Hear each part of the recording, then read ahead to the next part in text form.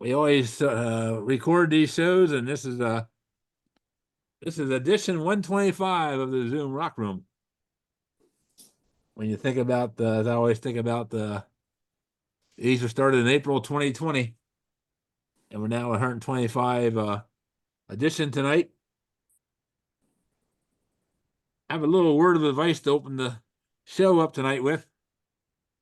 In every relationship, there is one person who stacks the dishwasher like a Scandinavian architect, and one who stacks it like a raccoon on crystal meth. So figure out who you are, okay? And a couple of thank yous before we get into it tonight. Thank the people for coming out to Waynesboro last Thursday to the Buttonwood Nature Center. I'm getting used to saying the new name, and hearing actually the program that you're going to hear tonight. Because we probably have some bus riders tonight that are going on our trip on Saturday to Bedford County, and this acting as an orientation.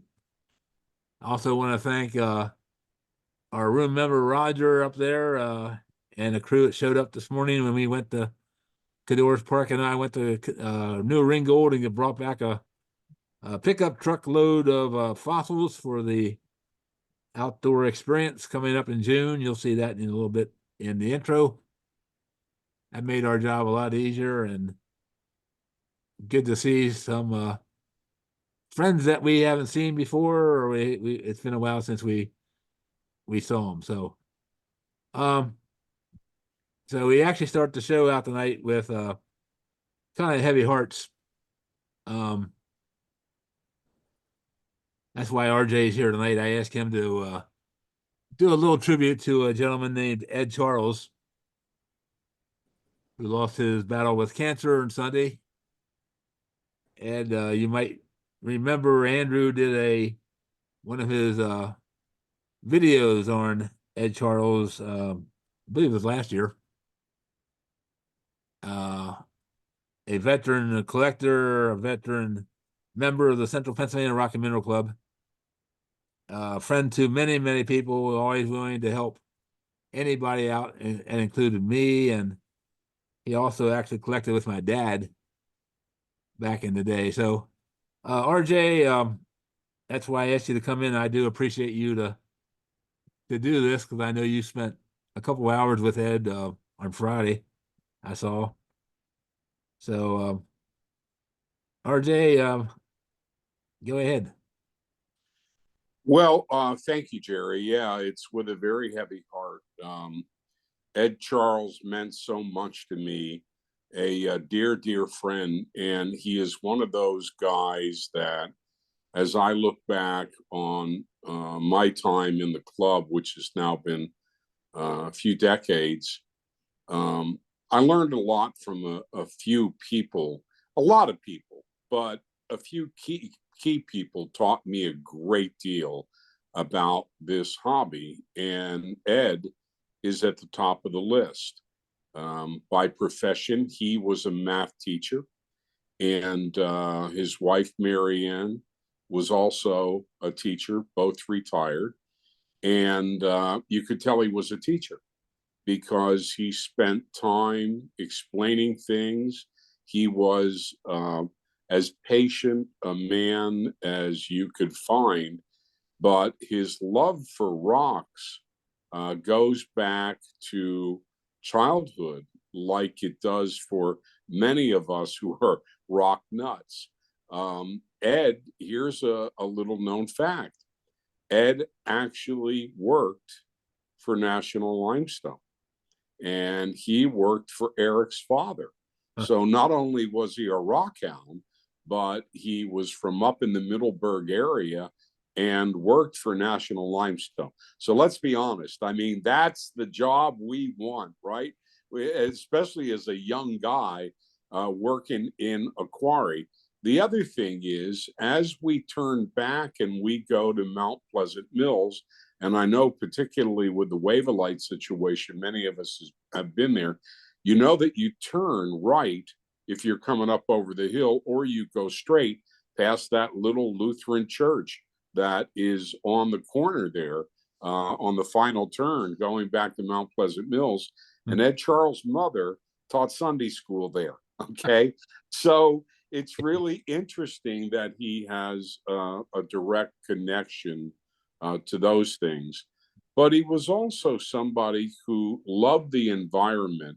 The park, the nature park that Mechanicsburg School District owned was started by Ed. I mean, pushed for, started by, raised money for. That nature center is at Charles, and I'm hoping that maybe, even though I'm not a resident there, that I can help push them to name it after him in honor of him.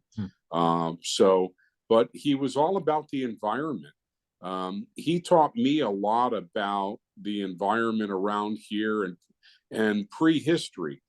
He was the only one that ever showed me a diagram of what the cut up here in Harrisburg, the water gap in the Susquehanna looked like before the water gap was there, the layers of rocks and all that. He had the diagrams. And if you go to Ed's house, there was rocks everywhere, and but paperwork also, boxes and boxes, some of which he gave me and I passed on to field trip people and all that. Many of them were locations, unfortunately, that were not open anymore.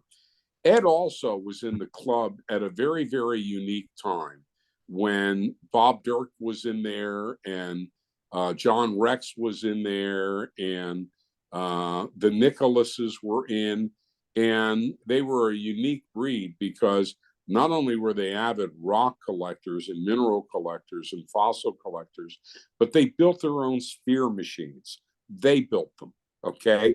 A lot of them did lapidary. So it was really a diverse crowd. And Ed was mainly a mineral and fossil guy, though. And if you've ever been to his house or you saw Andrew's video, it's an incredible place. The only place I've seen some great collections. Skip's, when he used to be alive and live down in Hershey and all that, from the jeweler's bench. They were Skip Coldflesh, Carrie, Matt. There are some really great collections out there, but I have to be candid with you. Ed tops the list. It's like going to a museum to see what Ed has and the variety, the quality. Most of it self-collected. There are things that he bought, but most of it was self-collected because Ed was a very, very thrifty guy. He welcomed people into his home. He and Mary Ann had open houses when they were in good health. And Mary Ann is, by the way, in great health. They had open houses and would invite people in. And the other thing is, you know, that our rock club posters are as a result of Ed Charles. You know, on one of my many visits to Ed, one-on-one, I'd go over there and we'd spend time together. He brought out this board that he put together that had pictures on it and thought, you know, I always wanted to do a poster like this. And I said, well, you know what? We're going to do that. So let's decide what specimens you want, and I'll go and have them photographed and printed and all that. So that collection, as you know, is Ed's. And then Andrew did a stellar job on the second poster, Fossils, which again is the Ed Charles collection. So the great thing about it, I was telling Ed when we were together on Friday that, you know, that legacy is quite something. And we have now printed, I think, 15,000 of the original poster and are on the first 5,000. And the survey gives them out statewide when they go out. So it really is to Ed's credit and his legacy. He had some things that were unfinished that he and I talked about, and maybe as a club we could look at resurrecting a couple of other projects that he had in mind. I spoke with Mayor, by the way, being with him on Friday, we were talking about him beating this and going back rock hunting again. So, but I'll see him again. And there, according to the Bible, the streets are paved with things that we absolutely love. So, but I wanted you to know that while I don't have the name of the church yet, I know it's the Lutheran church over by him, because I met his pastor on Friday as well. Ed's funeral is going to be Saturday, and gosh, I don't have the calendar, but I think it's the 17th, if that's the Saturday at 11 a.m. I will get that information and make sure that it gets around. I'll get it to Carrie for Central Penn and get it to Jeri and other people so that you know. But also, which might be more convenient for folks, is the viewing will be at the Malpezzi Funeral Home. When I say viewing, he's being cremated, but they'll have a get together and a viewing of sorts there, 5 to 7 on Friday. That's the Malpezzi Funeral Home in Mechanicsburg. But again, we have a week and a half, and I'll make sure that everybody gets details in plenty of time. In terms of his collection, right now the plan is that Joe Daig cataloged it, and the family will decide what the grandchildren want, and the collection will be like Jay Leininger's. It will be auctioned off, and we will keep you posted on that. That being said, I'm going tomorrow afternoon to get a few boxes of rocks that are in the shed that will be donated to club and sold at club auction. I have absolutely no idea what that means, but we'll find out tomorrow. And I do think there is a flight of material that was never cataloged that we may also sell at auction. But you will have a chance to pay tribute to Ed by owning a piece of his collection at some point, and I'll let you know exactly what's going on with that. So, Jeri, with that, I'll turn it back to you. Thank you very much, RJ. Very well put. To a great, honorable man. So keep Mary Ann and the family in your prayers. I know they all wanted to beat the cancer. Thank you, RJ. We'll be hearing you tomorrow morning on WHP 580 radio, right? Yes, you will. In fact, with that, I'm going to bow out because, now my bedtime these days is 7 o'clock. Isn't that something? I get up at 2:25. So I love the quarry behind you, and I really do appreciate all of you. I do. And I'm glad you're recording this because I want to make sure that Mary Ann sees what is said about Ed. So. All right. It'll be on our website later tonight. So. Okay. And again, I'll keep you posted on not only the funeral activities a week from Friday and Saturday, but also what goes on with the collection. So thank you. Okay, RJ. Thank you very much. All right. Take care. Yes, sir. Okay, folks, we're going to quickly move into our intro as we always do. And yes, okay. My co-host Mel is she's out working for York County Parks tonight. So on her real full-time job. So I'm soloing it since I'm doing the program anyway. So 125th edition of the Zoom Rock Room, sponsored by Lair Architect out in Lake Havasu City.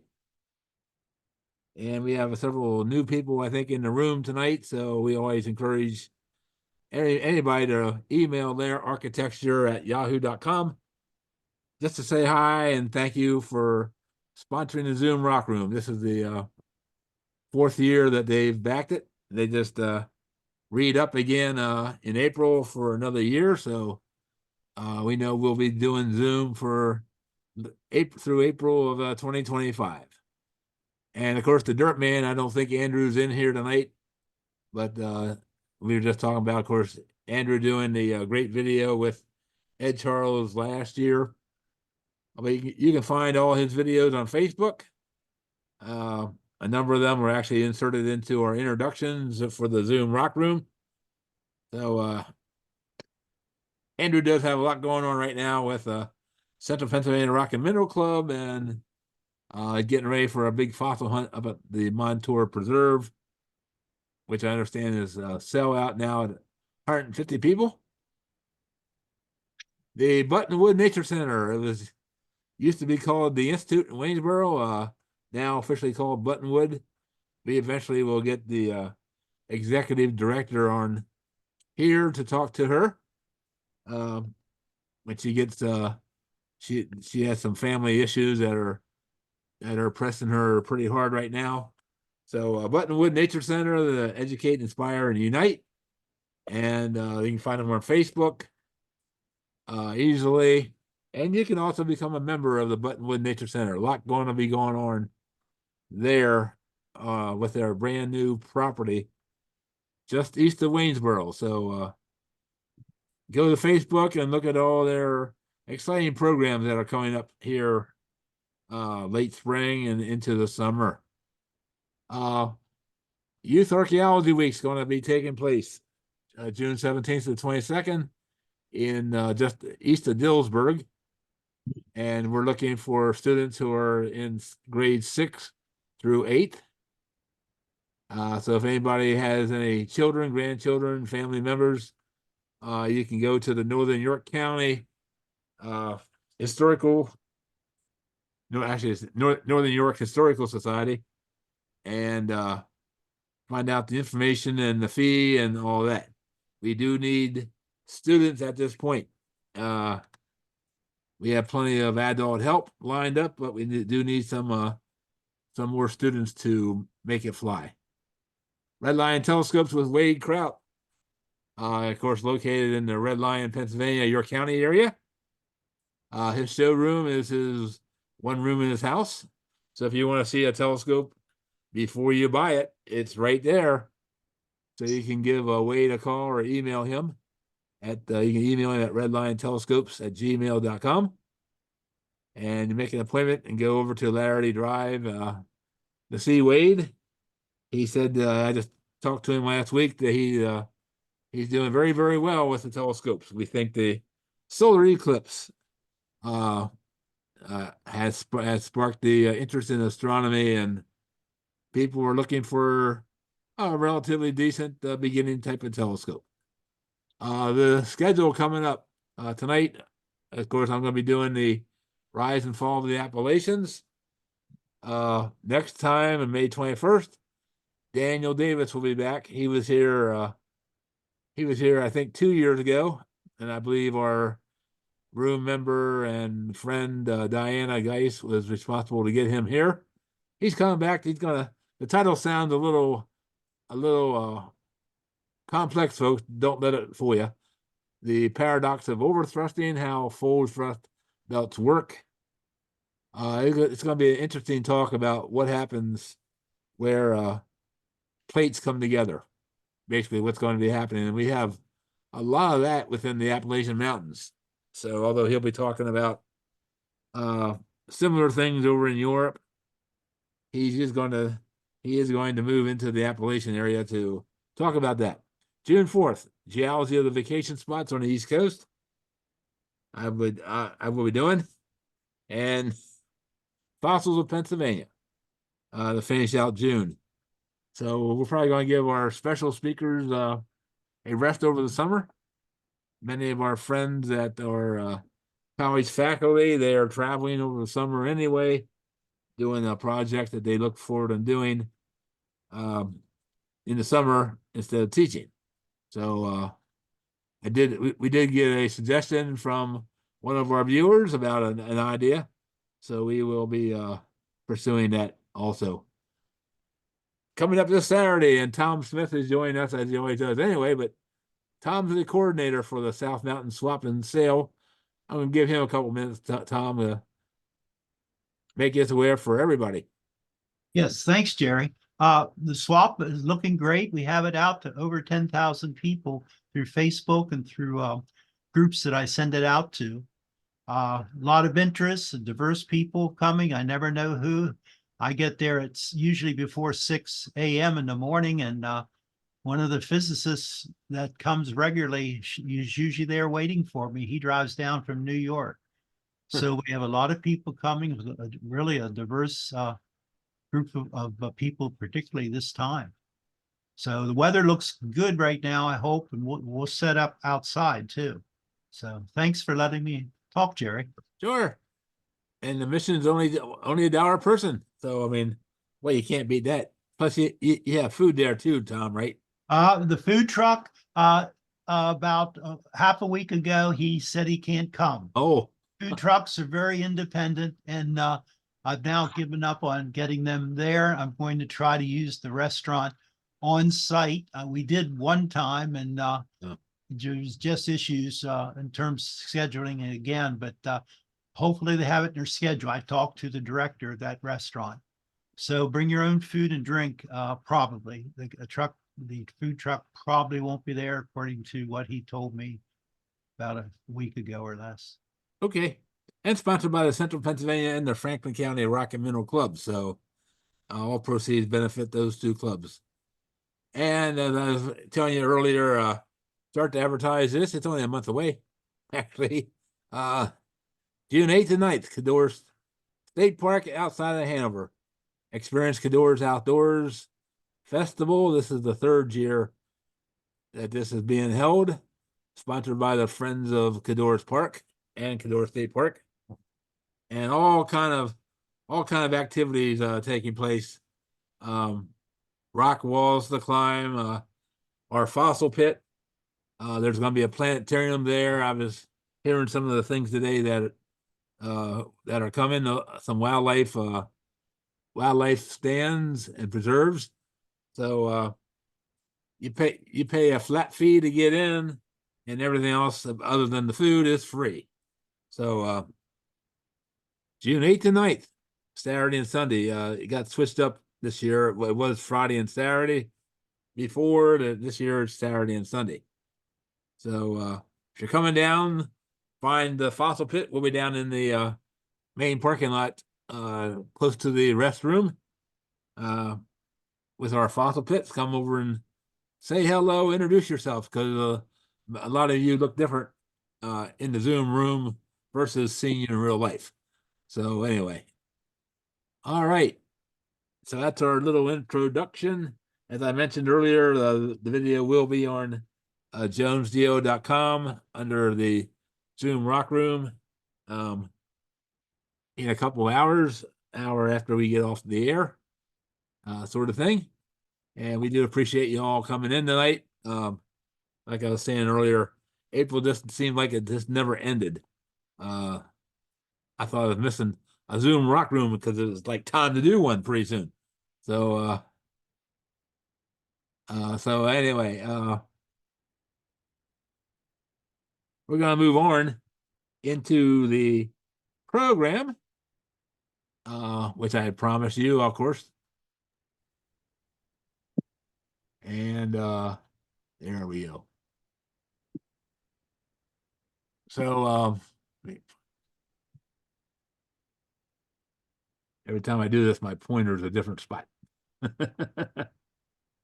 Where are you?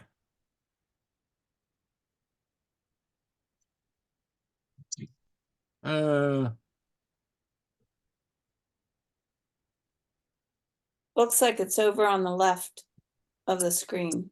Yeah, it's over here, but I don't see it. That's color. That's a spotlight. I don't want this. All right. So, okay. So as I said, we have a full bus sponsored by Buttonwood Nature Center this Saturday to be going to Bedford County. You'll be seeing a couple of slides coming toward the end of this program about what we're going to be doing out there. And Steve Lindbergh, who is not in the room tonight, is going to be our co-host out there at the two sites. So this is kind of an orientation for that bus trip, plus some facts about the Appalachian Mountains that are, of course, very, very special, not only because they're in Pennsylvania and the East Coast, but their geologic history is really, really fascinating, as you're going to hear. So when you think about the Appalachians, you think about there's a number of beautiful overlooks. You can see sunrises, sunsets. I personally never see sunrise myself, but I'm always up for a good sunset sort of thing. Some beautiful scenery, some old farmsteads, people that are living in the Appalachians that are just there enjoying the outdoors and the isolation. There's, of course, still people who can be labeled as hillbillies. Don't think of the Beverly Hillbillies here, okay? But certainly in the backwoods of the Appalachians, there's hillbillies still living. And of course, the beautiful scenery. Anybody's ever been to Cades Cove, Tennessee? 15 miles, 20 miles south of Gatlinburg, Tennessee. If you're in that area, it's certainly worth the drive through the mountain roads, windy mountain roads, to get to Cades Cove and enjoy the 12-mile one-way loop road. It's actually a national park, and it's one way, and sometimes it turns into bumper to bumper traffic. You just got to go with the flow, and don't be in a hurry. And you can see all kind of wildlife, including bears. Bear population at Cades Cove has really increased over the last 15 years or so. We love going into Cades Cove when we're down in that area, just because it's really, really neat. And of course, recreational purposes, including the Skyline Drive and the Blue Ridge Parkway. Some of you may have been on the bus trip a few years ago, then called the Institute at Renfrew, the Renfrew Institute. Took a bus trip down into Maryland and West Virginia and Virginia, and we did a very small section of the Skyline Drive to look at the geology. So the Appalachian Mountains touch all these states highlighted, from Maine the whole way down into Georgia. So it's a very prominent mountain range. And of course, the Appalachian Trail goes from Georgia to Maine, almost 2,200 miles long. A number of people that do hike it and complete their mission, sort of thing. So on a physiographic province map of Pennsylvania, physiographic province is an area that that we can separate off into its own province or section based on topography, elevation, vegetation, drainage system, the geology, rock types, hilly, mountainous, plateau, flat, whatever. So you see where the word ridge and valley is down here. That encompasses the Appalachian Mountain section. So what's in the blue area is actually the mountains of Pennsylvania, the Appalachians, and the Great Valley, which is where Interstate 81 runs, coming up from Martinsburg, West Virginia, Waynesboro, Carlisle, and up to Harrisburg and out toward Allentown. And I want you to also take notice that South Mountain section is also a part of the Ridge and Valley. We're the only state in eastern North America that includes South Mountain section in with the Ridge and Valley. And I'm going to show you Maryland here very soon. Why did we do that? Because the geologic history, how South Mountain was formed and how the Appalachian Mountains were formed, it's the same story. So that's why Pennsylvania did what they had to do. So the Ridge and Valley, the Appalachian Mountain section, the Great Valley section, are made up of sedimentary rocks. Much of it is limestone, That's why it's a valley, because its limestone's rather soft. The age, if you know the geologic time scale, the age is Cambrian through Devonian. That's roughly 520 million up to 380 million years ago. And the geology of the rocks is quite complex. A lot of folding where the rock has been bent, twisted, and faulting, which is where it's been broken. The South Mountain section of the Ridge and Valley actually contains igneous, metamorphic, and sedimentary rock, all three rock types in South Mountain.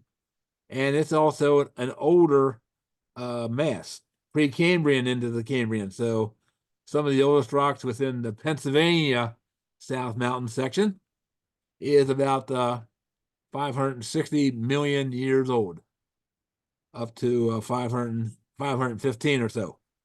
And the South Mountain is actually a huge overturned an anticlinorium is a fold. It looks like an anticline, like an arch. Okay. But it's also there's folds within the anticlinorium with faults. But South Mountain is a very, very old section also. So here's a geological map. And basically you see the Appalachian Mountains sticking out here. This is the anthracite coal region that I'm pointing to up here.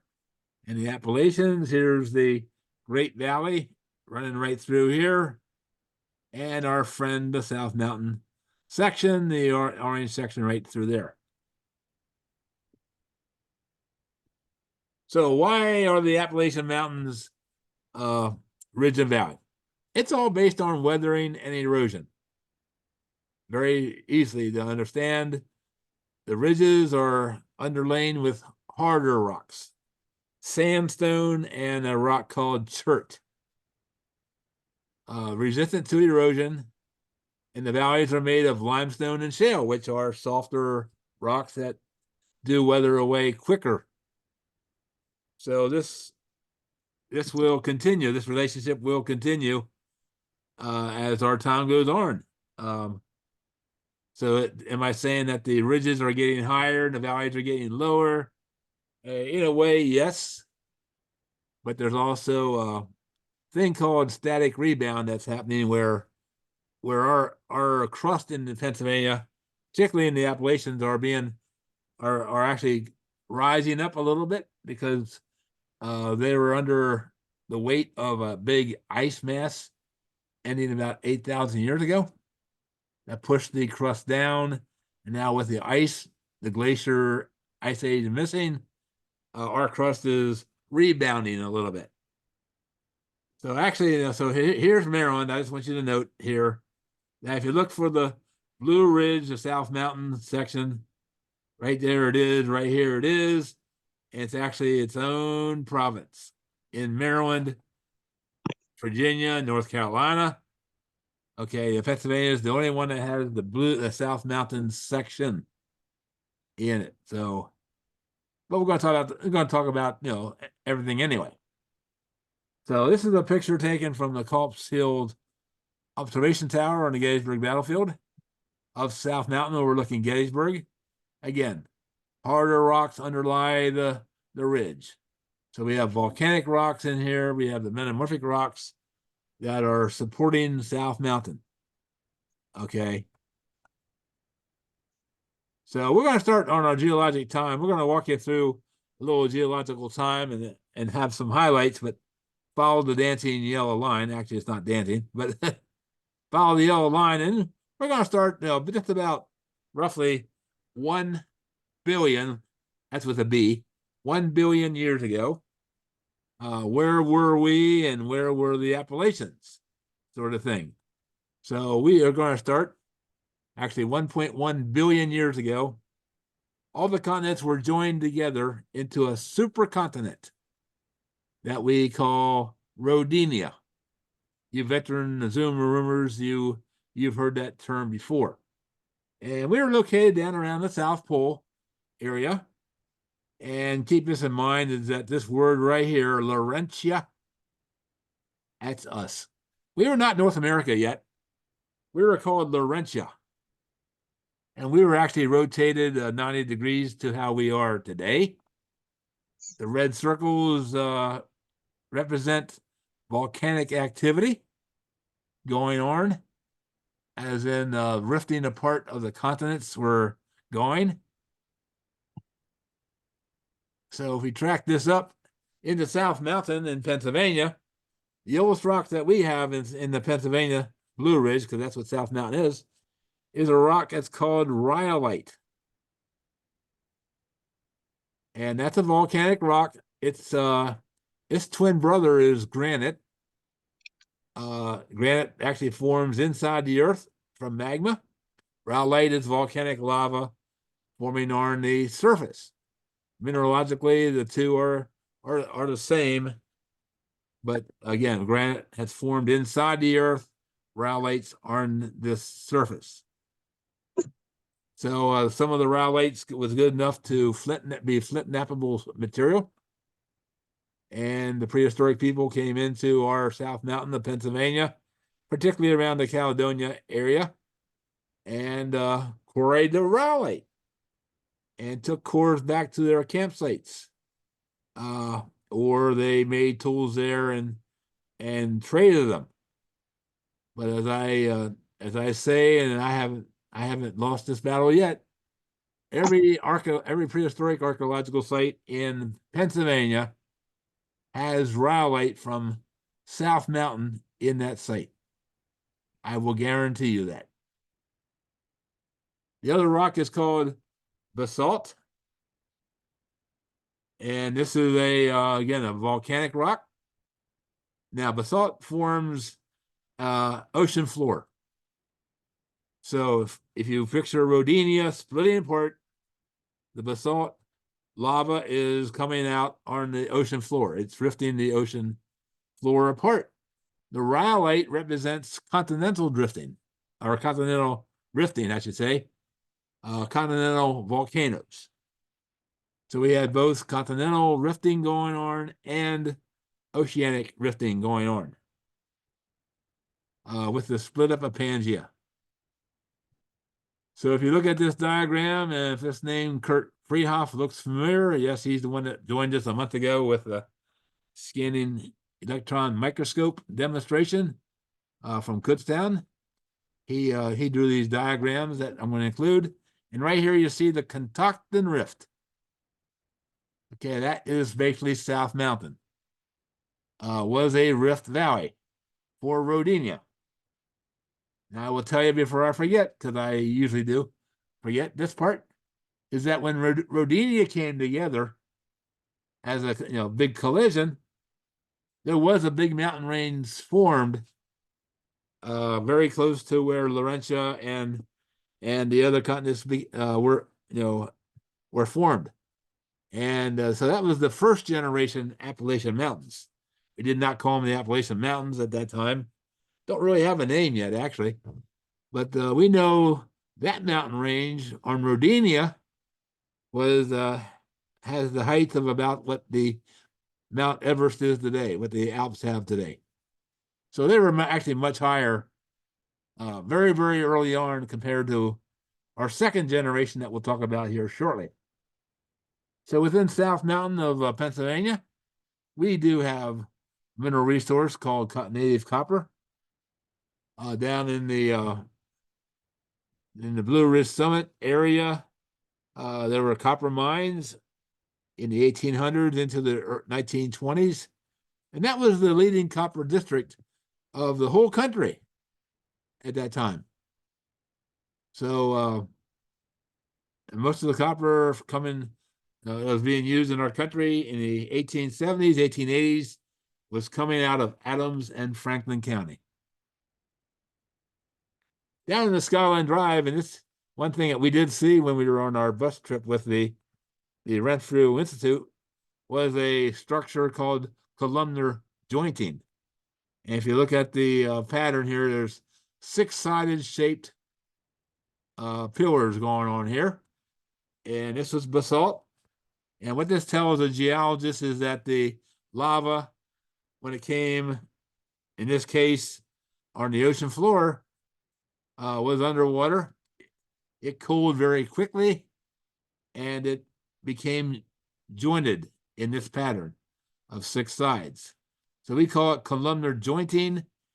It's not a very common feature that we see in volcanic rocks, particularly on the East Coast. There's several down along the Skyline Drive if you know where to look. And there's also one in Adams County behind the dam at Carball Reservoir, which is just south of Caledonia State Park. Kind of hard to get to, particularly in the summertime with the vegetation. The wintertime is the best time to really go and see it without the vegetation, and don't have to worry about the snakes trying to attack you either. Also, and again, this is down in the Skyline Drive. We have sedimentary rocks that are telling us about an ocean environment. And if you notice the pattern of what we call the layering, the bedding in the rock, you see where I'm pointing here, the direction of bedding down here is going from left down to right. And on top of that, we have layering that's going this way again. And then on top of that, we have layering that's horizontal. So this is what we call cross bedding. This is, if you go to the ocean this summer, make aware, watch out for the currents, because oftentimes the ocean current is coming in at 2 different directions. One might come in this way, and the other one might come in this way. And it's overlapping. We call that cross bedding. And so it's laying sand in 2 opposite directions. And if we see that preserved in this case in a rock that's 500 million years old, we know how that was formed because we're watching it today down at the beach. 540 million years ago, the dark green, that is us. Again, we are rotated in a non-traditional North American look, but we're still in the southern hemisphere. So now we're going to move into the Devonian period here at our yellow line. That's roughly 385 million years ago. And our ocean that we were dealing with at this point is called the Iapetus Ocean. And the Iapetus is what formed the rocks that today make up the Appalachian Mountains. During the Devonian time, this is when the Iapetus Ocean was at its peak in life. That's why if you find a Devonian shale pit in Perry County, Schuylkill County, Northumberland County, it's going to be full of life. There's going to be a lot of fossils because life was very, very abundant. So there's several different places to go, as I've been talking earlier tonight about New Ringgold, as we were there today. It's one site. But there's several others that are open to the public in Perry County, and of course the Montour Preserve way up in Montoursville area. So here's what the Iapetus Ocean kind of looked like. It was tropical. It wasn't really deep from what species of animals we're seeing, and we know that most of these animals don't like to live in deep ocean water. And there were reefs, so we did have a lot of shells called brachiopods hanging around. The bivalves, the clams were there. Down here's the crinoids. The crinoid stems are probably the most common fossil that you are going to find in a pit. The crinoid tops are much, much rarer to find. There's a trilobite swimming on the bottom or crawling on the bottom. And bryozoan is another common. And you also, there's some bony fish that are showing up very, very late in the Devonian period. Okay, I'm going to show you a site about that. Over to the right, this is our state fossil of Pennsylvania, Eldridgeops. You've heard the story before if you're a veteran here. If you look at our state fossil up, it's called a Phacops trilobite. And that's what the legislature passed it on back in the early 2000s. I think it was in 2013, a paleontologist studied our Phacops trilobites of Pennsylvania. He said, You don't have any Phacops trilobites in Pennsylvania. They're called Eldridgeops. Now, they're still a member of the Phacops family, but the species is not Phacops. But do you think the state legislature is going to go back to session and now change the fossil name from Phacops to Eldridgeops? The answer is no. So anyway, if you say Phacops, you're right. Head, body, and a tail, and these are the eyeballs right there. Compound eyesight is what I impress on people. That these particular trilobites had compound eyesight. So there's been some incredible eye structure preservation found up at the New Ringgold over the years. Brachiopod, this is the whole shell.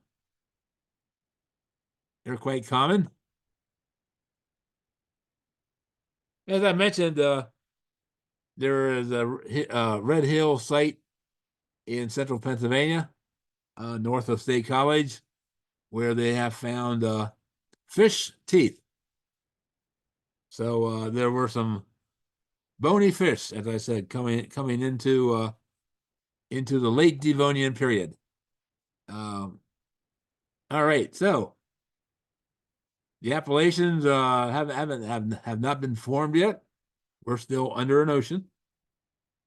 But if you look at the plate tectonic theory and the correlations, our Appalachian mountains are the same as the mountains over in England, up in Greenland, and a little bit down here. Okay, so it proves that those rocks were all together as we actually start to form the supercontinent Pangea during the Pennsylvanian period.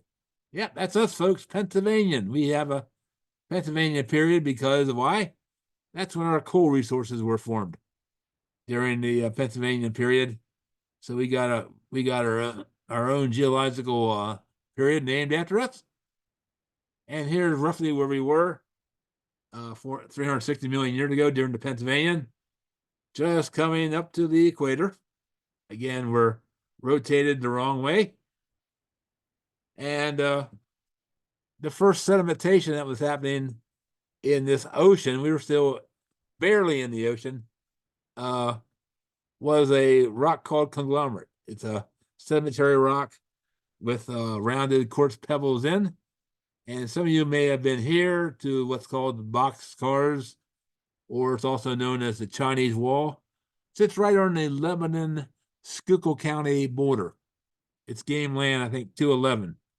I believe that's coming up. But there's another view of the boxcars. Yep. Pennsylvania game land 211. And it's called the Pottsville Formation Conglomerate. This is almost the base of the Pennsylvania period. The last hurrah of an ocean environment as we transgress into a Everglades type of swamp. The ocean, the Iaptus Ocean's migrating to the west into southwestern Pennsylvania at this point. And now we're starting to get into a swampy environment where our coal is going to be formed by condensing of vegetation. So our coal, the anthracite coal, anthracite's a metamorphic rock, and this is the Reading anthracite up in St. Clair, for example. We like old photos, so here's some of the old miners, the old picture of the miners working under very, very harsh conditions, very dangerous conditions. Any coal mining operation is dangerous even today. Things are safer, but as you know, accidents do occur occasionally. And I just threw this in just because you might have heard terms being used and may not have known what they were in the mining language. But there is mountaintop mining going on, where they basically are taking the mountaintop off. Okay. The contour mining, they're kind of following the contour of the mountain around. Again, removing that mostly with bulldozers, even earth movers. The high wall mining, which is where they let it hang, and and the auger is going underneath, and then you have the drag line. That basically a lot of people call it a steam shovel. It's not a steam shovel. It's a steam shovel has a pivotal arm with a bucket. Drag line is what it says. Has a big line with a huge bucket that they drop down into the rock and scoop out. In some cases, these drag lines are so huge, it's like they're removing 2 tons of coal or rock at one time. Some of these drag lines are 4 to 5 stories high. They're just huge. Underground mining. Here's a slope mine, and of course here's the vertical mining and shafts. And you see the blocks here. This is called pillar mining, where they actually intentionally, every so often, they'll leave a pillar of bedrock. That's where a geologist sleeps, by the way, in bedrock. They'll leave these pillars intentionally there to support the ceiling. And if they're done mining this section on their way out for the more money, get all the coal they can, they will take these pillars out as they retreat. And that, of course, will increase the possibility that you could have a mine roof collapse there. Okay, so we're going to start making coal. So here's some petrified wood on over here. Think about what coal is. Coal is made of condensed vegetation. So if you start out with a room that's maybe 30 feet tall, and that's filled with vegetation, leaves, twigs, branches, wood, and that is being pressed down on top of everything over a course of millions of years. That vegetation will turn into perhaps a 6-foot thick layer of coal, bituminous actually originally. And the Appalachian Mountains were put under heat and pressure and changed, as you're going to find out, with a big collision. So the bituminous coal got changed to anthracite. So here's a slab out of St. Clair, Pennsylvania, site known for its white fern fossils, the only such site in the world where the ferns are actually covered with a white mineral to make them very, very special. That's one that Roxanne collected when we were up there one year. And they found this specimen out in Elk County in the Pennsylvania rocks. These are footprints. This specimen is now at the Carnegie Museum of Natural History. Who made these footprints? It's believed to have been a Eurypterad. Okay, which is, they think that the Eurypterad in this case was about 40 feet long. A giant Eurypterad. But there's only been one such specimen or trackaway found of him. So it's very, very unique.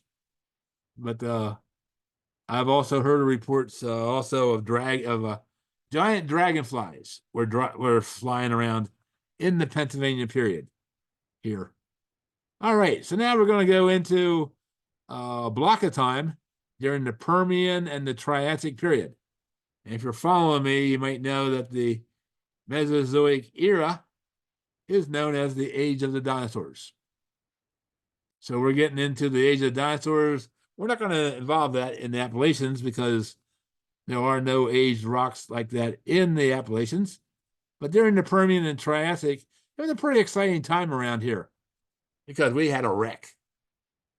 This is when Pangea started to come back together. And, well, not Pangea come back together, but Pangea was forming, okay? So during the Permian, we had an orogeny. Orogeny is a mountain building process called the Alleghanian orogeny. And basically, Africa came from our southeast and collided with North America. And like I tell people, it's like me going to Baltimore, hopping on a bulldozer, and I am going to push the Earth's crust 50 miles to the northwest. That's exactly what Africa did to us.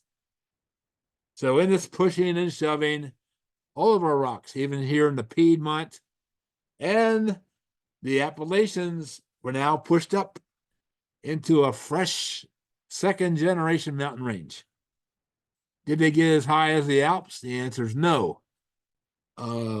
We believe that they were as high as the Rockies are today. So they've been again are already being eroded down. But the Allegheny and orogeny, that's the big one. That's the one that caused a lot of destruction to our crust. Faulting. So the Appalachians are known as what we call folded mountain range. And I always impress people on this because you can tell that the mountains are folded because of the way they go back and forth. So if you never thought about this before, next time you do this, and we have some viewers who actually live in this area, but if you drive from Harrisburg north, like on Route 322 or 11 and 15 on the west side, you're going to go through Kittiny Mountain first, and then you're going to go through what's called Blue Mountain. It's followed Blue Mountain. It goes across the river, comes out here, and actually, so it's actually Kittiny Mountain, I'm sorry, that comes out and comes back on itself again, crosses the river a second time, and comes out here and comes back across the river again. Up here, there's the Juniata River coming in. So we're working kind of towards Sillings Grove, and the ridge comes back on itself again. So 4 different times the same ridge crosses the Susquehanna River. And if you look at other satellite photographs of the Appalachians, particularly in Pennsylvania, they're pretty dramatic as far as the folding. Here's a historical picture from the Pennsylvania Geologic Survey Archives library that we heard about in April. Here's some folding over near Blaine and Perry County. This is the classic site up in Schuylkill County. It's called Bear Valley, about 3 miles east of Shamokin. This is an aerial view of what's called the Whaleback. This is actually an old coal mine where they mined out the coal and left the rest of the rock. And structurally wise, this is the only such site like this in the whole country. Because if you walk down and you stand about over here on the right-hand side of the picture, this is what you see. Okay, so we're standing on a fold. This is called an anticline. It's an arch. Okay, we're standing on one side of the arch. The Whaleback itself is an arch, another fold. And here's another fold starting over here that actually goes up and kind of leaves the property. So we have an anticline, anticline, anticline. In other words, arch, arch, arch. And over top of all of that, look at this. Here's a syncline where the rocks are dipping down. Now you try to explain to me how that happened. And geologists have, and they probably done very well job in doing it. But said there's no other site in the country like Bear Valley or the Whaleback. It's on the property of the outdoor Reading. So the only way to really see it is you have to buy a permit for $225 and ride your ATV back there to find it. So, talking about anthracite one more time.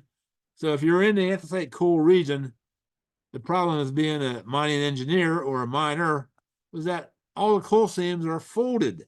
They weren't straight across like the bituminous layers are in western Pennsylvania, where that rock has not yet been deformed, but the anthracite coal region is highly deformed. So if you look at the layers, this is how they are found. Okay, in a syncline going down. So the mammoth vein is one of the more famous, largest coal veins in the whole country, but the miners had to follow the veins.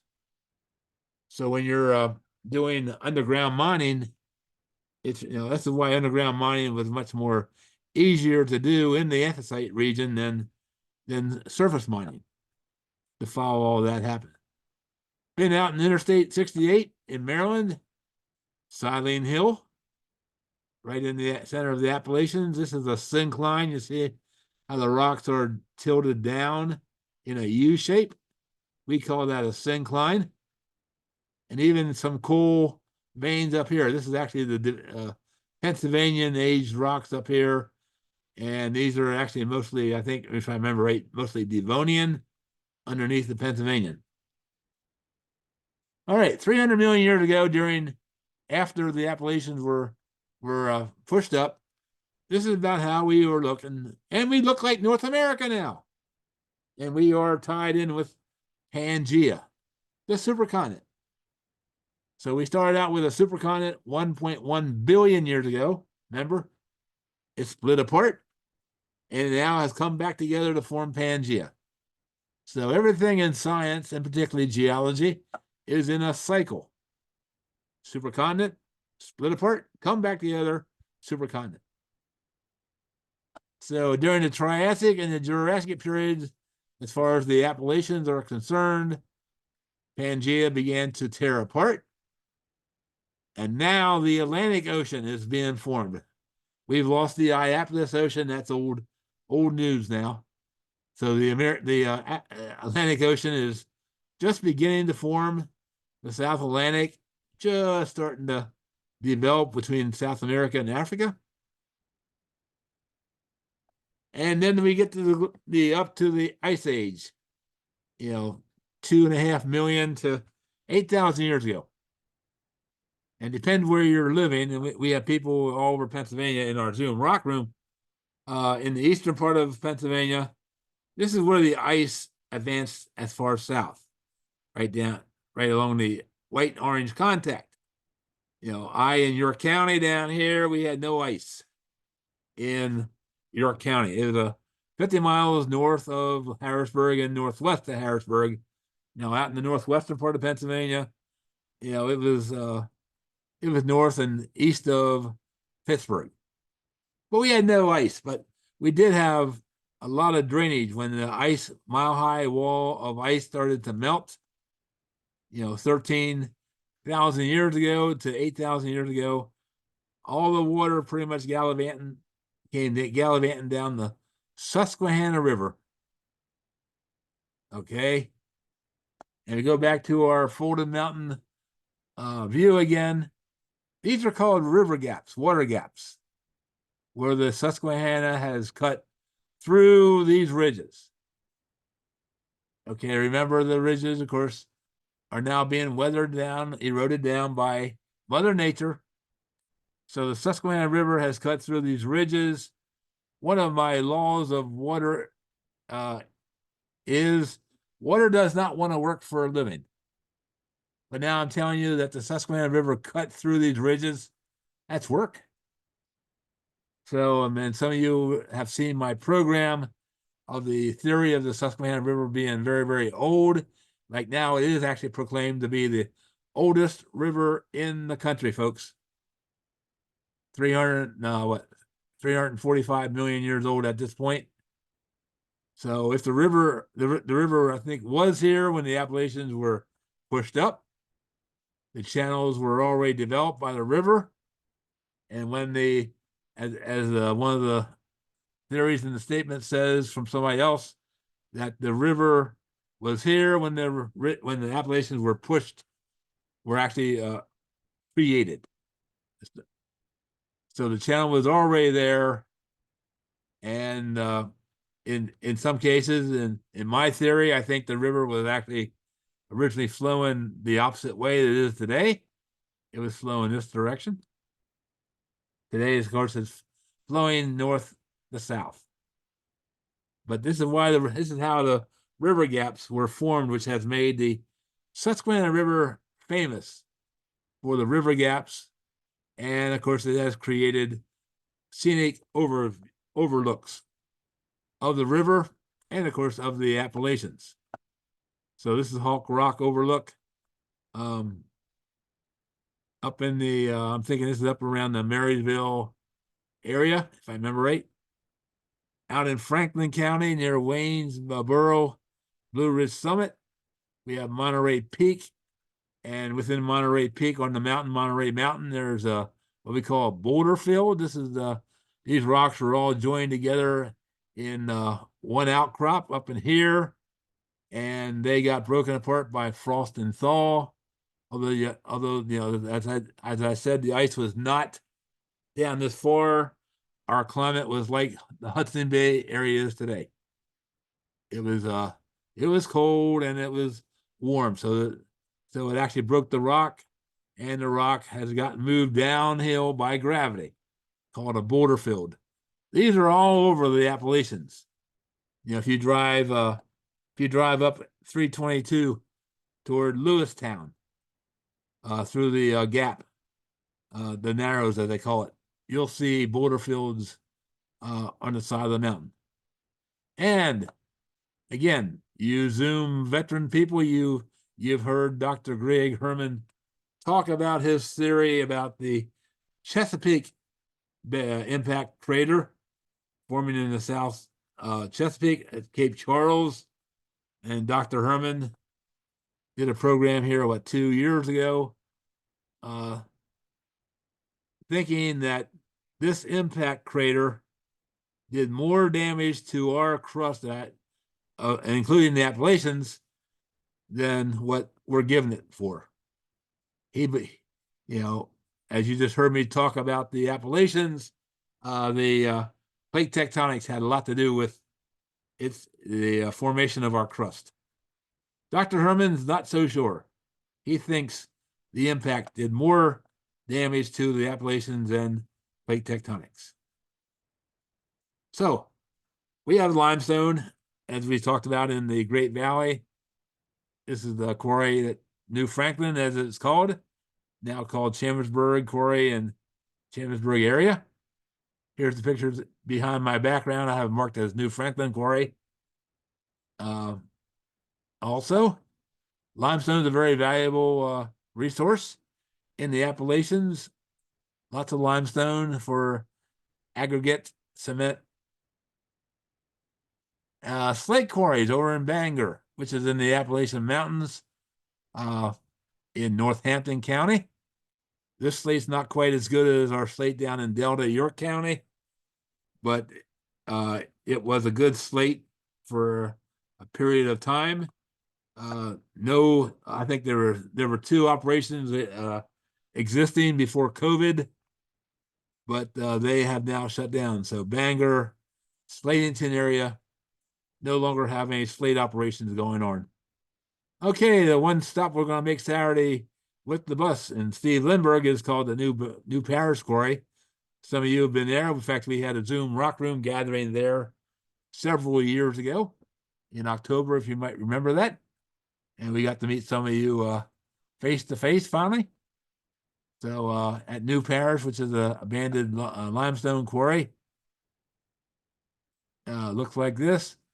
There's both good mineral collecting down in the bottom, and we're up in the fossil area where there's some great fossil collecting that's taking place. Here's the fluorite that is found there. Some of the best fluorite in the state has come out of New Parish Quarry, and you can still find seams of it today. Again, Andrew has a video episode on New Parish Quarry.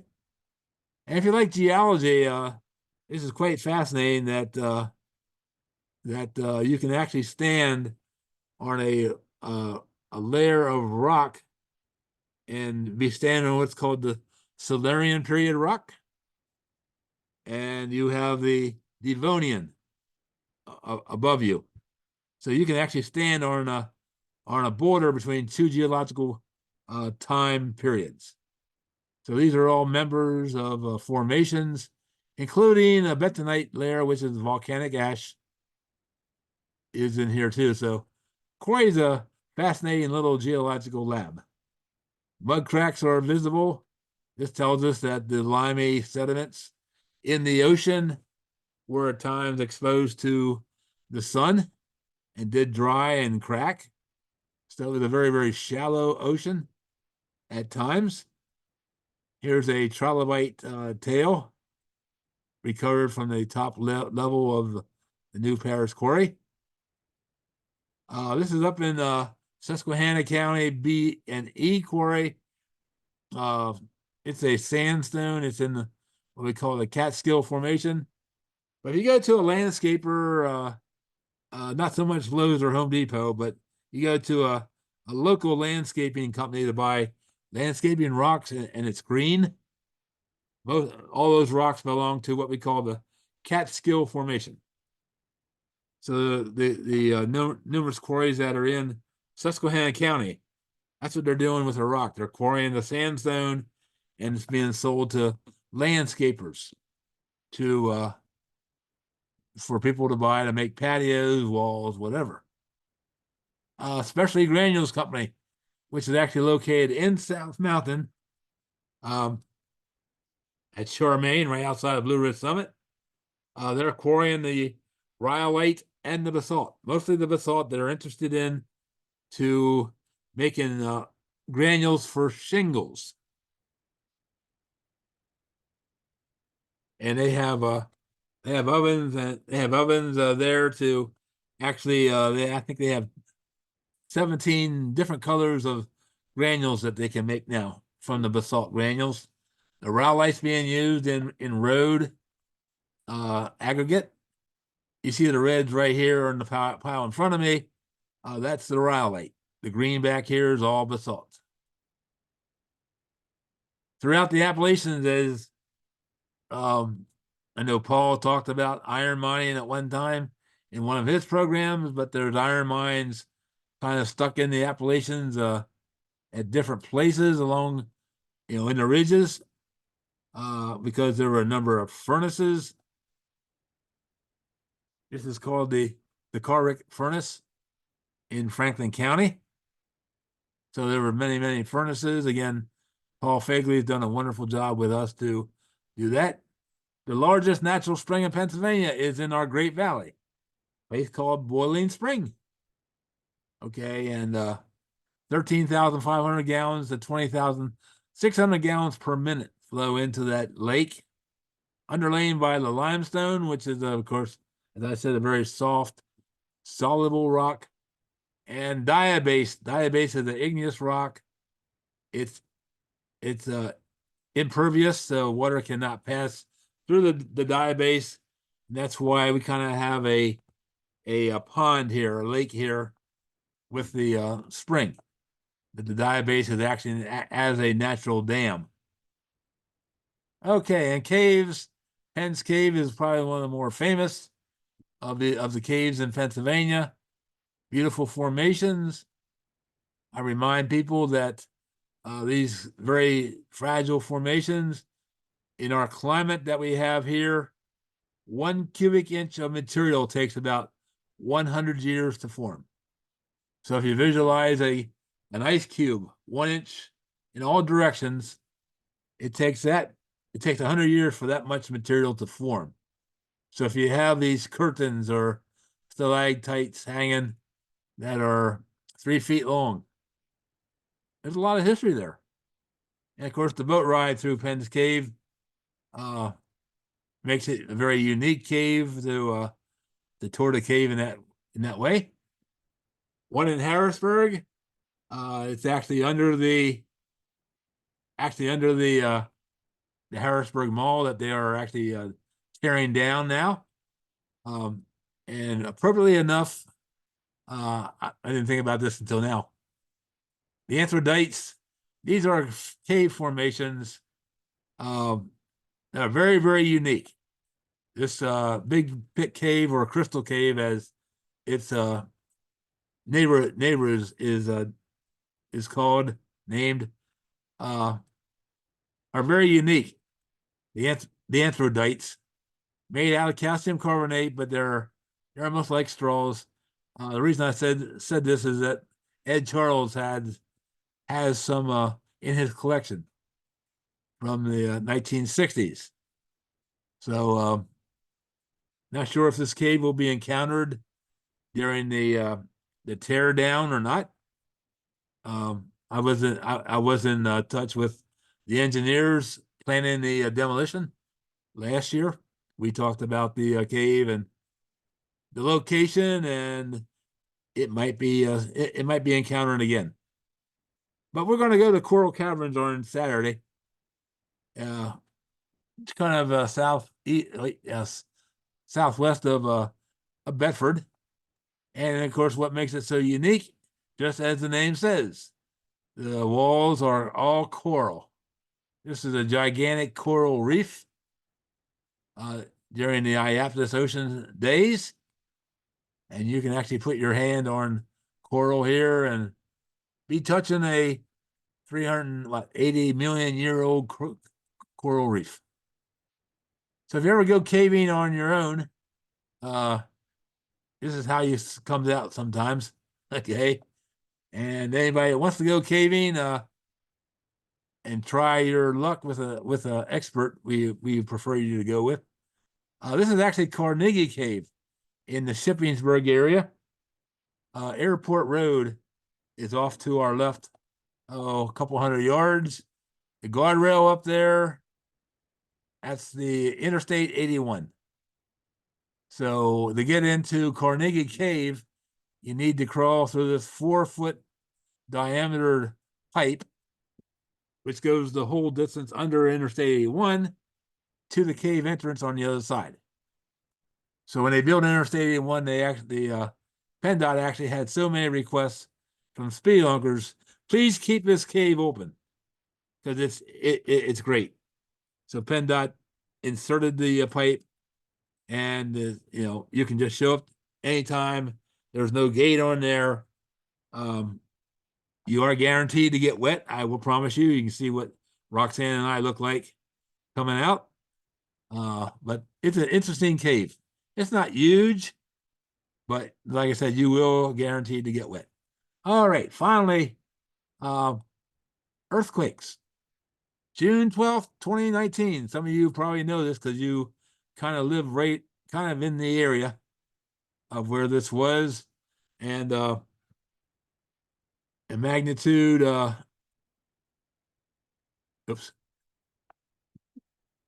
magnitude, I think 3.4, 3.4.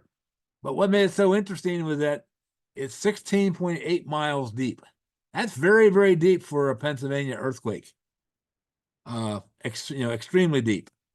So the theory of what happened here is that, first of all, if you feel an earthquake these days, you can go to the USGS earthquake page, find the earthquake that you felt, and put your zip code in, and answer a question or two about how strong was it from 1 to 5, and you'll show up on the map. So that particular earthquake in the Appalachians, this is the area that it was felt. Okay. So 16.8 miles. And from geophysical work that was done years ago, we happen to know that what we call the basement rock, the oldest rock under the Appalachian Mountains that don't belong to the Appalachians, which are Precambrian in age, are roughly 16 to 18 miles deep in this part of the Appalachians. So we're thinking the earthquake occurred on this boundary in through here someplace. There's also a Pennsylvania State Seismic Network that we have talked about. Again, you feel an earthquake, you can go to the Pennsylvania State Seismic Network page, and the same thing. Find your earthquake and put your information in the box, your zip code, and you'll be part of science. And they now have seismographs all over the state, which is great. There's not going to be an earthquake in Pennsylvania that's not recorded by 3 stations.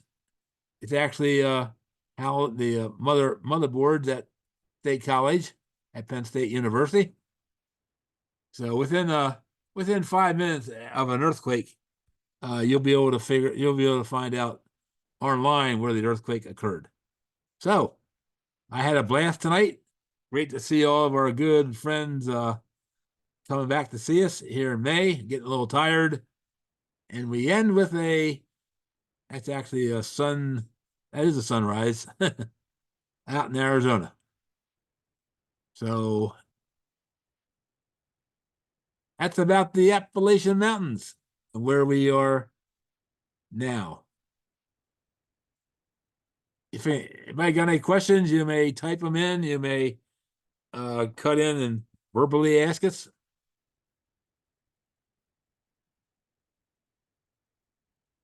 About anything about the Appalachians. That wasn't quite the same as the one you did here in Waynesboro, so I did get to hear more stuff than what I did the other night too. Maybe I added a few comments. Same pictures. I was just on the time. I had to get to Dairy Queen before they closed.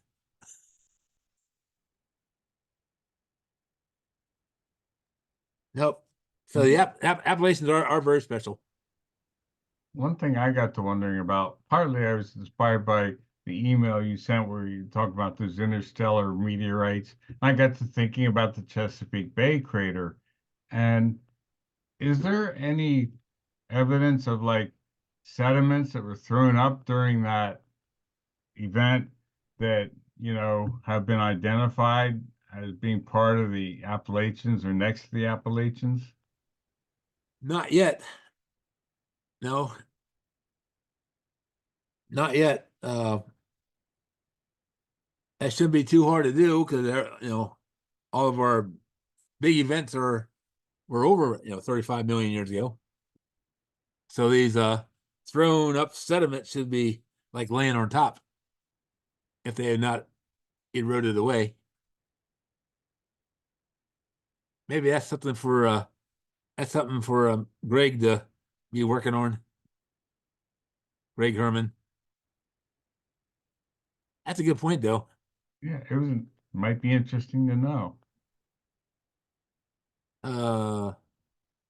One picture showing South Mountain as a valley or depression. Is that before or when it was forming? That's when it was forming. That's when it was a rift valley. I don't understand how the coal fields with low-level swamps formed at the same time the Appalachian Mountains were being formed. The coal was actually formed just before the Allegheny orogeny. So as I said, the Iapetus Ocean had moved mostly into the southwestern part of Pennsylvania, and we were left with the swamps for the organic material, vegetation. And right after the coal was formed, then we did have the Allegheny orogeny. Push everything up and metamorphose the bituminous coal into the anthracite. Can I explain in a nutshell how the continents looked the way back when? Pangea. A lot of this is done by what we call geomagnetic. Various geologists and various continents have most rocks have magnetite in the rock, which is a very common mineral. Magnetite, before that magnetite crystal freezes into the rock, it actually will act as a compass. It will point north. So by collecting a certain rock and its orientation when you take it out, and you can take it to the lab and find out which way north was, you can figure out where that rock was when it was being formed. So by doing a number of those, you can get the outline of a continent, roughly speaking. Okay, if that makes any sense to you, Deb, at all. And there's other than geomagnetic, there's other things that can tell us maybe the shape of continental edge. Like even before Pangea, the east coast of North America, for example, we had embayments just like we have today, like the Chesapeake Bay going up, where the Potomac River goes up. Further south, the river at Charleston, they have embayments where our continent, it's not a straight line, but it kind of goes inland a little bit. So those always existed. So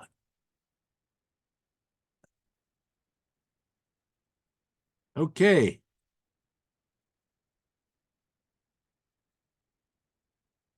No, I see somebody I lost it. Somebody clarify me about Hawk. Hawk Rock is just south of Duncannon. Larry, okay, Larry said, okay. So if you want to go to Hawk Rock, it's just south of Duncannon. So, all right. Well, we appreciate you being here tonight. I'm gonna get out of here and stop the recording and let the computer do its work. And gonna be back for another great program in 2 weeks from tonight. And I believe Mel will be joining us again. Give her some new jokes to talk about. So thank you for your comments. I always appreciate it. And please, if you have any suggestions for a topic or a speaker, don't be bashful. We're always looking. So good to see you all again tonight. I'll see you in 2 weeks. Everybody be safe.